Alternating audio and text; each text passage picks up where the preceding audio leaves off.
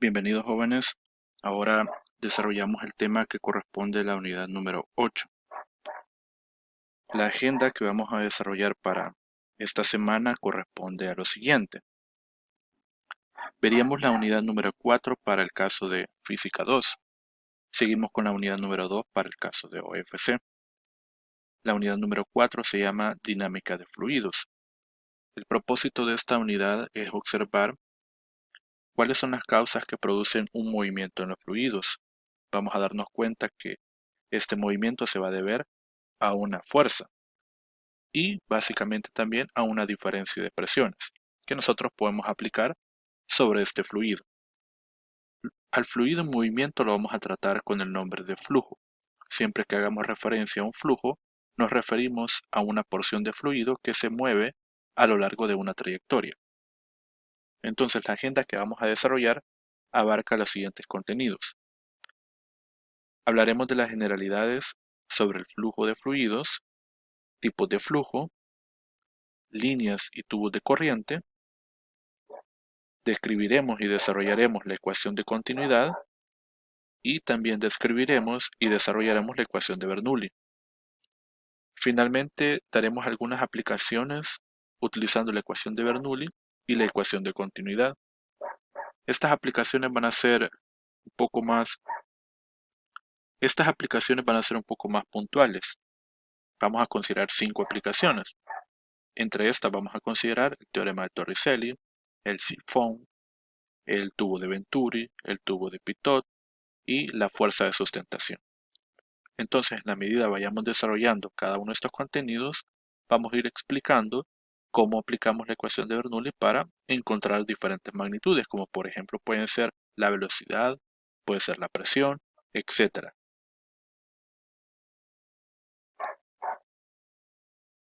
Hablemos sobre la generalidad del flujo de fluidos. En primer lugar, vamos a describir qué estudia la dinámica de fluidos. La dinámica de los fluidos se va a encargar de darnos una explicación de por qué los fluidos se pueden mover. Estudia y describe las leyes que rigen el movimiento de los fluidos. Estamos hablando de las leyes de la dinámica. Los fluidos se pueden mover por efecto de fuerza, pero esta fuerza a la larga lo que produce es una presión, entonces se moverán por una diferencia de presión. La dinámica de los fluidos nos permitirá entonces explicar, por ejemplo en esta imagen, qué velocidad lleva el fluido, cuál es la presión en cierto punto del fluido, ¿será este un fluido ideal? ¿Por qué se produce esta alta presión? Etcétera. Con los conceptos que nosotros ya hemos visto de la estática de los fluidos, podemos tener un conocimiento un poco amplio de lo que vamos a tratar en la dinámica de los fluidos. Estas dos partes se van a complementar para poder dar explicación a los fenómenos que vamos a observar. Para estudiar el movimiento de los fluidos, nos vamos a basar en dos enfoques o dos puntos de vista, que son formas nada más de tratar de dar descripción al movimiento que tienen las partículas de este fluido. Estos enfoques son realizados por dos matemáticos importantes en la física, lo que es Lagrange y Euler. Los enfoques son nada más formas de describir o de ver la mecánica de los medios continuos, es decir, ver el comportamiento de los fluidos. Tal vez observemos que alguna de las descripciones resulte ser más fácil o más compleja que la otra. Eso va a depender de la complejidad que tenga el comportamiento del fluido. De hecho, describir un fluido, considerando todas las variables que esto implica, no es sencillo. Es por eso que nosotros tendríamos que hacer una simplificación para considerar un caso bastante ideal. Tenemos entonces la descripción lagrangiana que nos plantea el siguiente método.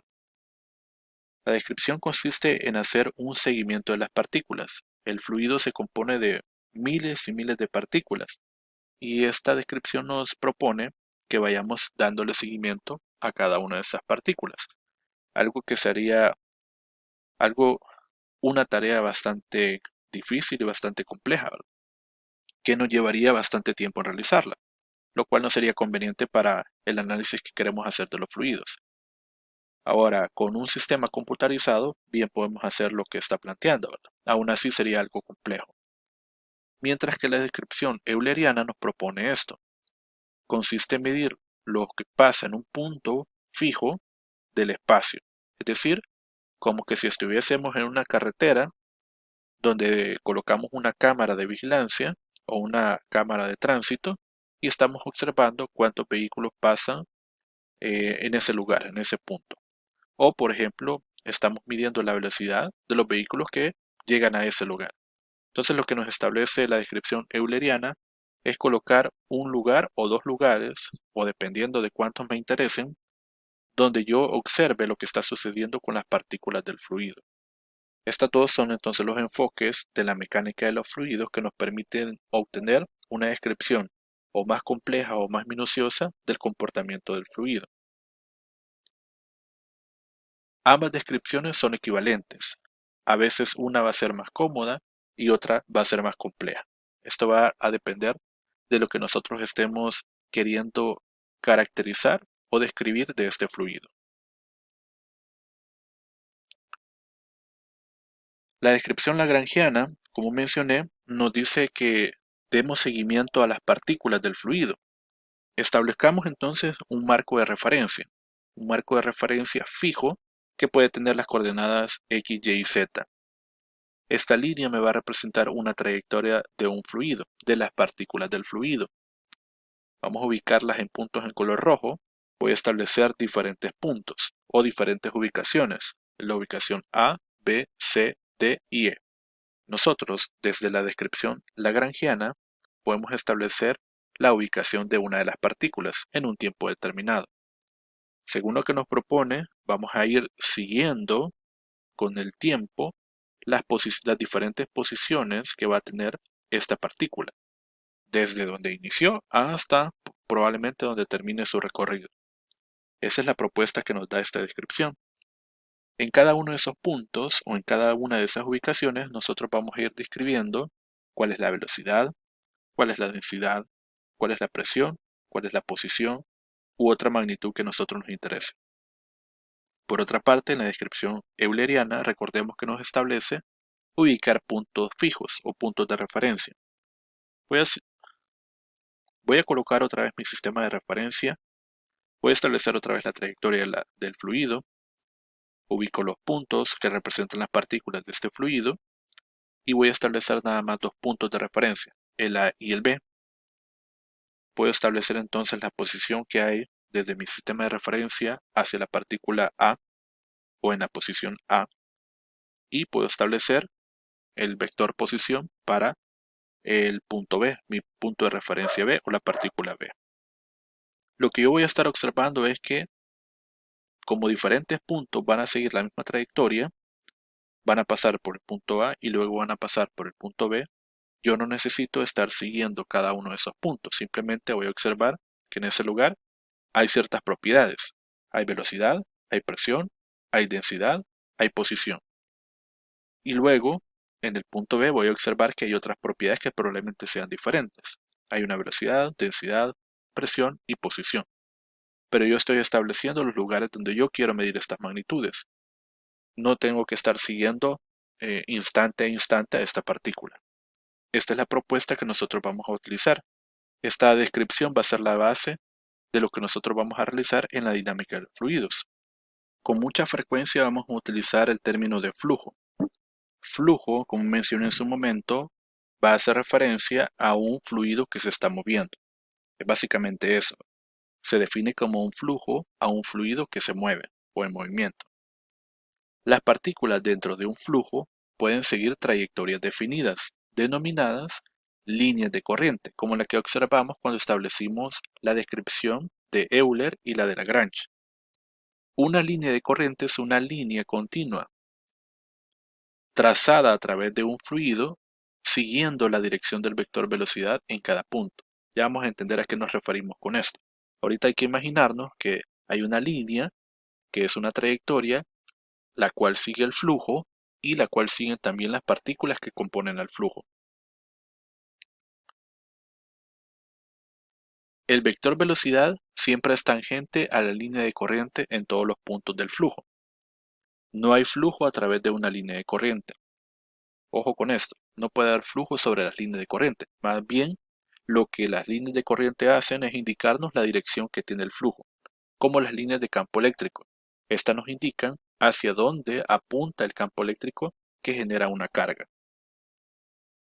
Indica la dirección que lleva el fluido en movimiento en cada punto o en cada instante. Tenemos acá la línea que habíamos trazado para la descripción de los dos enfoques. Esa línea es lo que nosotros conocemos como la línea de corriente. Todas las partículas del fluido van a seguir esa misma trayectoria, una trayectoria que puede ser definida. Esa trayectoria nosotros podemos ir describiendo lo que va sucediendo instante a instante si seleccionamos el enfoque de Lagrange, o establecer dos puntos de referencia, ¿verdad?, para medir las magnitudes que ya describimos. Nos dice también que como estas partículas se están moviendo, debe estar asociado a ese movimiento una velocidad. Colocamos aquí el vector. Ese vector es tangente a esa línea de corriente. Llamamos a este vector simplemente una velocidad. Esta partícula se está desplazando instante a instante, por lo tanto, es lógico pensar que este vector también está cambiando de dirección y probablemente también esté cambiando de magnitud. Vemos acá que en la siguiente posición el vector comienza a cambiar un poco su dirección. La curva de la trayectoria le permite cambiar aún más su dirección y entonces va siguiendo siempre tangente a esa curva la dirección en la que se mueve todo el flujo. Consideremos entonces lo siguiente. ¿A qué le vamos a llamar un tubo de corriente? Si tenemos un conjunto de líneas de corrientes, todas estas me van a representar ahora un tubo de corriente, como lo vemos acá. Este tubo de corriente es como si tuviéramos una tubería y tomáramos una porción de esa tubería. Nosotros sabemos que esa tubería puede continuar tanto en su entrada como en su salida. Es una porción nada más de toda la tubería que podemos tener acá. Aquí podemos establecer sencillamente que esta tubería tiene una entrada por donde pasa el flujo.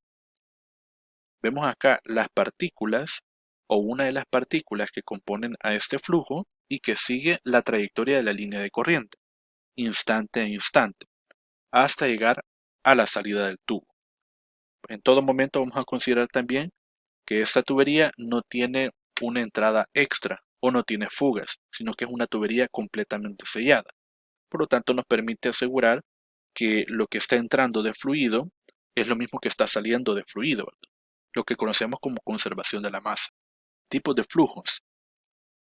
Vamos a considerar dos tipos de flujos, los ideales y los reales.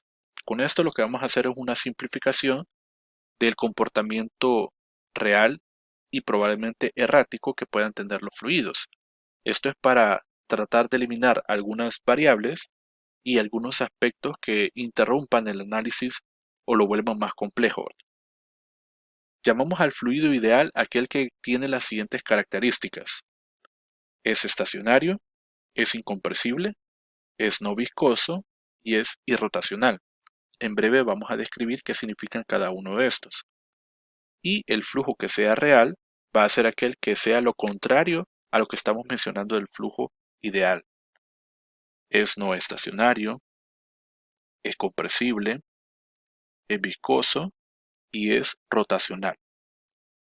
Quedémonos con la siguiente idea. Nuestro flujo de interés va a ser aquel que sea puramente ideal. El flujo real no lo vamos a considerar. Ese flujo puede ser mucho más complejo de lo que nosotros pensamos. Entonces vamos a quedarnos con el enfoque que representa el flujo ideal, que tiene estas cuatro características. Veamos entonces a qué nos referimos cuando hablamos de que un flujo ideal es estacionario. Decimos que es estacionario cuando las propiedades de las partículas del fluido son constantes con respecto al tiempo. Siguiendo el enfoque de Euler, cuando establecemos los dos puntos donde nosotros estamos representando medición de variables como presión, volumen, temperatura, etc., lo que nos dice este concepto de flujo estacionario es que si por ejemplo una partícula que pase por el punto A, lo voy a representar aquí, esta es la línea de corriente, este es el punto de análisis A y este es el punto de análisis B. Una partícula que pase por el punto A tendrá una presión, una densidad, una velocidad, etc. Otra partícula que le siga acá en esta misma trayectoria va a pasar obligadamente sobre ese punto A o sobre esta región donde yo estoy analizando estas magnitudes. Por lo tanto, debería de presentar la misma presión, la misma densidad, la misma velocidad, por lo que estamos diciendo del flujo estacionario. Esta misma partícula que llegó al punto A va a pasar luego sobre el punto B, donde probablemente tengamos una presión diferente, una densidad diferente, una velocidad diferente. Sin embargo, otra que venga detrás de esta y que pase por este punto va a tener la misma presión, la misma densidad y la misma velocidad. A eso nos referimos con que el flujo sea estacionario. ¿A qué nos referimos ahora con un flujo que sea incompresible? Sencillamente, el flujo incompresible va a ser aquel cuya densidad es constante. En todo momento, la densidad de este flujo va a mantenerse constante. Caso particular, los líquidos. Los gases sabemos que son fácilmente deformables y por lo tanto podemos decir que su densidad no es constante. Los líquidos sí tienen una densidad constante. ¿A qué nos referimos ahora cuando hablamos de que un flujo es no viscoso? Nos referimos a que no hay una resistencia interna. Dice acá que fluye con total facilidad sin que haya disipación de energía. La viscosidad es una propiedad de los fluidos que nos representa una fricción interna. Esa fricción lo que hace es evitar que se derrame rápidamente o que fluya rápidamente, como cuando derramamos agua y derramamos miel. La miel tiende a fluir más lentamente por su alta viscosidad y el agua lo hace más rápido por su baja viscosidad.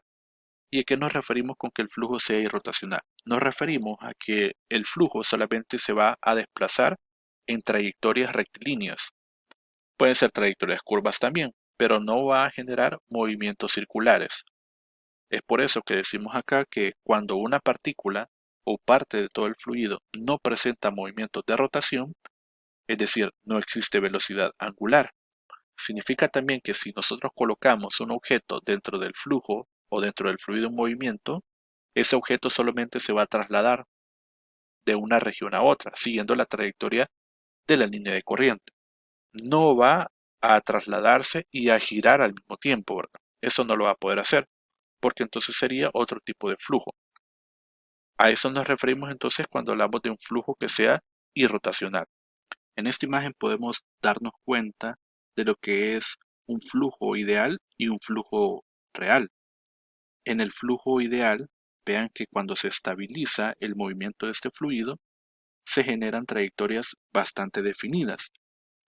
Yo podría trazar acá líneas de corriente que exactamente definen lo que es la trayectoria del flujo. Podría también establecer dos puntos de referencia, como por ejemplo este de acá y este de acá, en los cuales yo voy a estar analizando las propiedades como la presión, velocidad, etc., para observar qué es lo que sucede con estas magnitudes en esos dos puntos, sin necesidad de ir siguiendo todas las partículas del fluido instante a instante. Entonces el flujo ideal nos permite de una forma más simplificada estudiar su comportamiento. Sin embargo, si vemos en la parte de abajo el flujo turbulento, que es el flujo real, observamos que el movimiento es más errático. No podemos definir claramente cuál es la línea de corriente que siguen las partículas, porque aquí, si se fijan, hay regiones en las que se generan torbellinos o turbulencias que no permiten describir claramente esa trayectoria. Por lo tanto, este tipo de flujos no son los que vamos a considerar. Vamos a considerar un flujo que se acerque más a un caso ideal. Ahora que estamos hablando del flujo, necesitamos también una forma de cuantificarlo, de medirlo. El flujo podemos entenderlo como una porción de masa o una porción de volumen del fluido que se está desplazando. ¿Cuánto de ese volumen o cuánto de esa masa es la que se está moviendo? Eso lo cuantificamos a través de este concepto de flujo. En el análisis de fluidos, con frecuencia se necesita saber el gasto del fluido en cuestión, que se hace circular por un tubo o canal. Nosotros vamos a imaginar que en todo momento este flujo se desplaza a lo largo de una tubería. Ya la hemos definido como una tubería de corriente, pero podría ser, por ejemplo, una tubería como las que encontramos en nuestras casas, en la que se transporta el agua potable. Un ejemplo, dice acá, se encuentra en los medidores que se instalan en los hogares por parte de las compañías proveedoras de agua. Estamos hablando del medidor de agua que nosotros consumimos mensualmente o diariamente, que es este de acá. Este es el que es capaz de medir el flujo y nosotros sabemos que lo mide en metros cúbicos. Nosotros tenemos un gasto mensual o un consumo mensual de este fluido, del agua, y ese gasto se mide en términos de un flujo. Entonces necesitamos saber y cuantificar lo que es esta cantidad del flujo.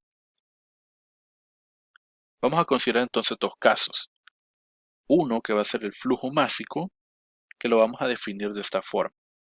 Se define como la velocidad a la que la masa de una sustancia pasa a través de una superficie dada, o también como la cantidad de masa que fluye a través de una sección transversal por unidad de tiempo.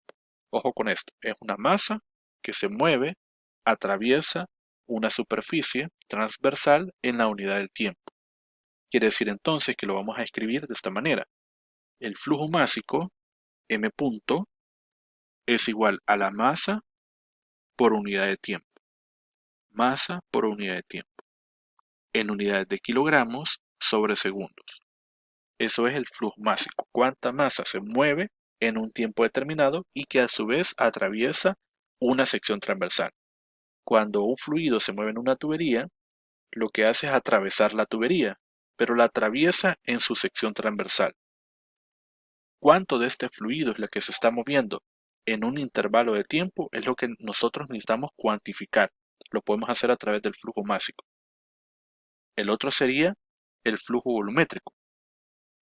El flujo volumétrico le llamamos así a la velocidad a la que el volumen de un fluido pasa a través de una superficie dada en un tiempo determinado, pero también lo podemos definir de esta otra manera.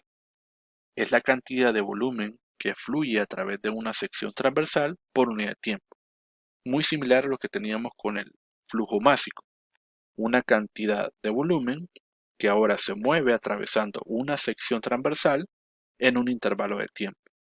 Realmente esto sería lo que estaríamos cuantificando con ese medidor o ese contador de agua. ¿Cuánto volumen nosotros consumimos en un intervalo de un mes? El flujo volumétrico es una cantidad que relaciona el volumen entre el tiempo. Por eso se mide en metros cúbicos sobre segundos. Ahora, como estamos hablando de la misma sustancia, sabemos que la masa entre la densidad me representa el volumen de esta sustancia.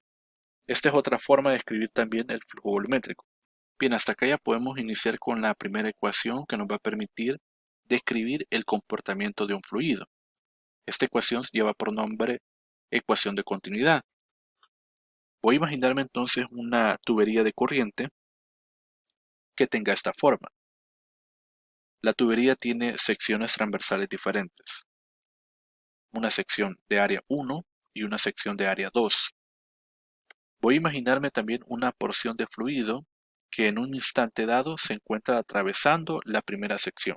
Este flujo lleva cierta velocidad. Vamos a llamar V1. En otro instante, dentro de esta misma tubería, ese flujo se ha desplazado, se ha movido a la otra sección. La forma que tiene el flujo es porque la tubería ahora es más angosta y llevará entonces otra velocidad. Ya vamos a ver por qué llevará otra velocidad. En la primera situación, el flujo se ha desplazado cierta porción, una porción x1. Cuando llega a la otra sección, el flujo ahora se ha desplazado una distancia mayor por la forma que tiene la tubería. Si nos damos cuenta, el flujo que entró en la sección más ancha tiene que ser el mismo flujo que está saliendo en la sección más angosta. Y esto tiene que ver con la conservación de la masa. Como la tubería no tiene fugas, sino que es completamente sellado, y recuerden que esta tubería representa una porción de algo que es mucho más largo, es una porción simplificada de un todo.